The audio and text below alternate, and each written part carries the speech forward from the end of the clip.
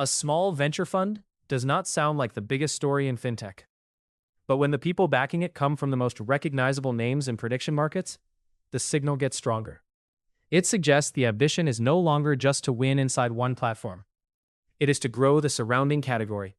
That shift matters because industries become durable when the ecosystem around them starts attracting capital, talent, data layers, analytics tools, and compliance infrastructure. First, what changed?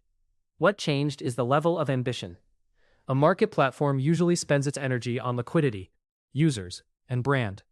An ecosystem fund does something else. It says the surrounding stack also matters.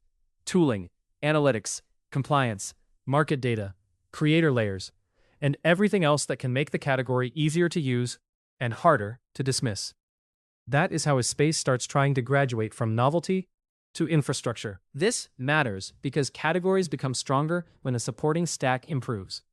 If prediction markets want to be treated as more than an occasional novelty, they need better interfaces, better analytics, better compliance scaffolding, and cleaner integrations with the rest of fintech.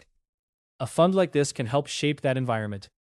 It does not prove success, but it does show that insiders believe the opportunity is broad enough to support more than just their own platform growth.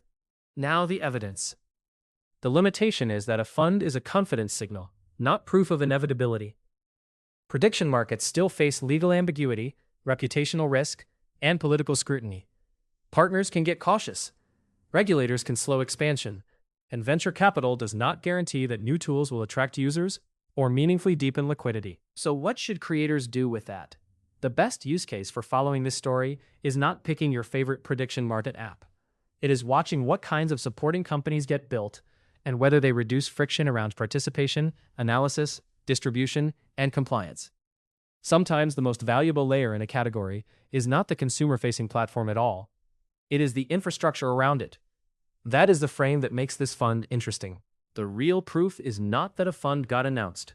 It is whether new tools, data services, and compliance layers actually get built and adopted, and whether the category develops durable liquidity instead of short bursts of attention. Regulation will shape the ceiling, and ecosystem depth will decide whether this was foresight or just enthusiasm. The bottom line is that this looks like a confidence signal from insiders who want prediction markets treated as a real fintech category. But ecosystem growth is still the real proof. If the supporting stack starts getting stronger, the story compounds. If it does not, the fund stays more symbolic than transformative. The next serious checkpoint is whether infrastructure startups around the category become useful enough that even skeptics have to take them seriously. That is when this stops looking niche and starts looking durable.